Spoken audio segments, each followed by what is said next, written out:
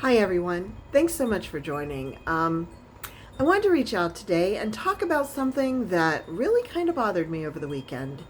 I was scrolling like we all do through TikTok or I think it was Instagram actually. But I was scrolling through the videos and something came up that just really was offensive to me. It was a gentleman, and I don't remember who, and I wouldn't even say if I did who it was, but he came on and he's wanting to create this conspiracy theory or something, but he was really condemning Erica Kirk for her actions since Charlie was murdered. And that just really rubbed me the wrong way. First of all, I want to start off by saying that grief is an individual reaction for every single person on this earth. There is no way that you will grieve exactly the same way as somebody else. It's a personal pain. You're going to react differently to different things because of different memories associated with them.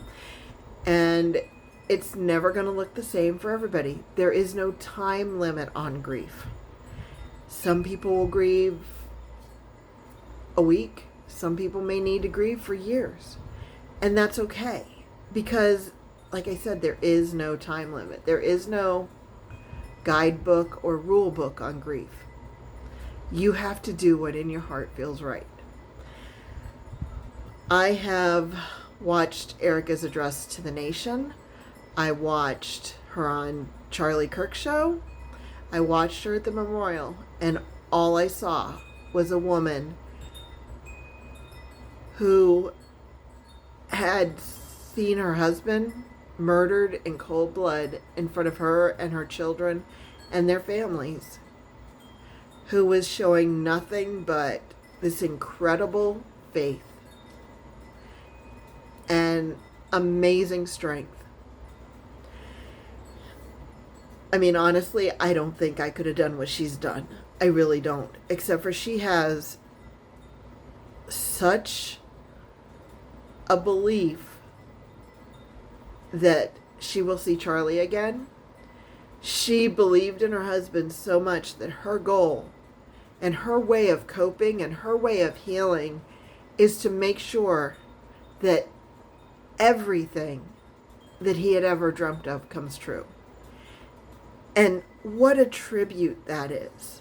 I mean, there were hundreds of thousands of people at his memorial, and that was an amazing tribute. But this woman being able to do as much as she's been able to do in the, 2.5, almost 3 weeks since he's been killed, it blows my mind. She is an incredible force to be reckoned with.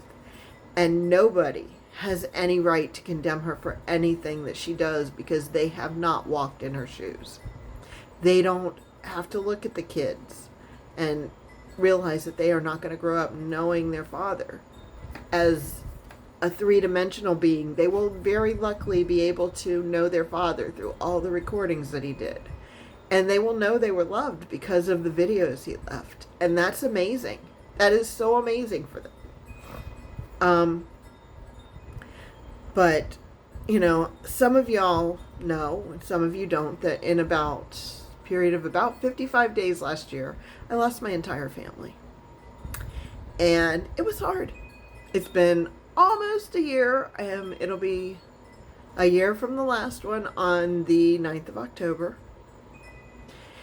And I know that I have grieved in unique ways. We'll just go with that.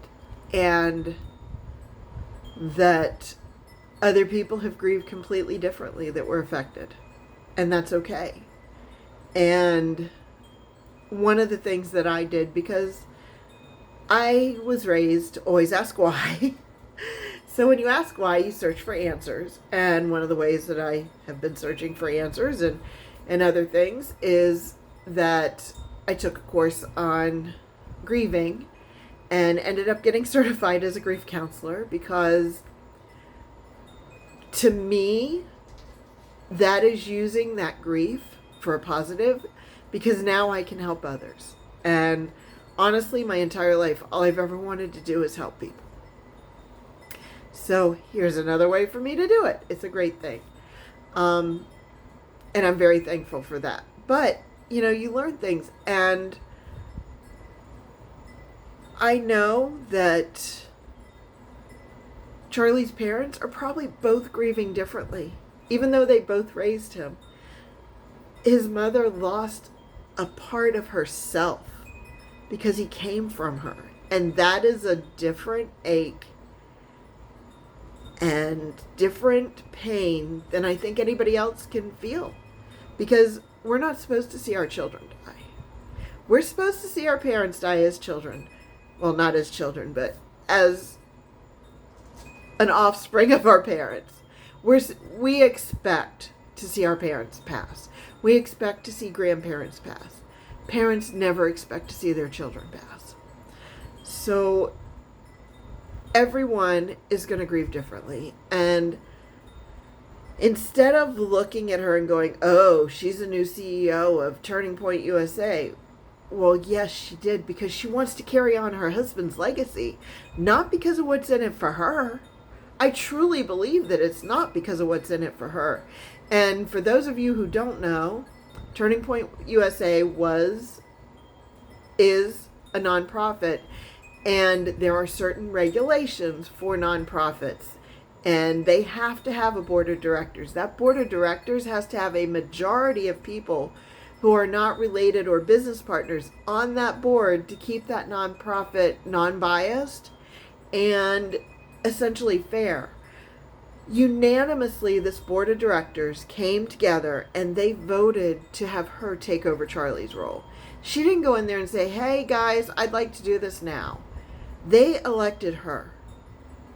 She was willing to take the role because of her love for her husband, and from that love, her desire to see his dreams manifest into more than probably he even dreamed of. And what a great legacy that is. But listen, this is all really to say that when you encounter somebody grieving, don't judge. Because you know what? Nobody's perfect. I'm not perfect. The person you're judging isn't perfect. And I hate to break it to you, but you're not perfect either. So don't judge. Understand that they are going through something that could be the biggest agony in their life. And let them grieve.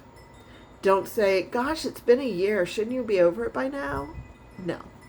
I'll be real honest. I had a cat that I lost in 2022. I'm still not over her.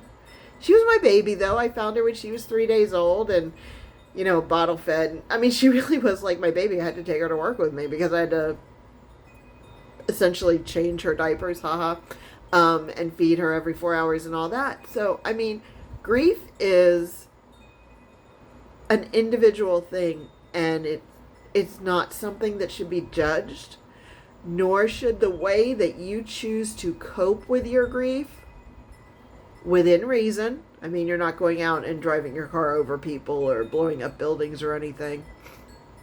But the way that you choose to deal with your grief and even turn your grief into a positive, nobody has a right to judge that. So be kind, not just in this scenario, but in everyone, because it's really not about judging. It's like that whole thing. When you point your finger at somebody, you got 3 others pointing back at you. So let's not point fingers. Let's not condemn. Let's just care about each other. And maybe try that, and the world will be a little bit better place. Talk to y'all later. Bye.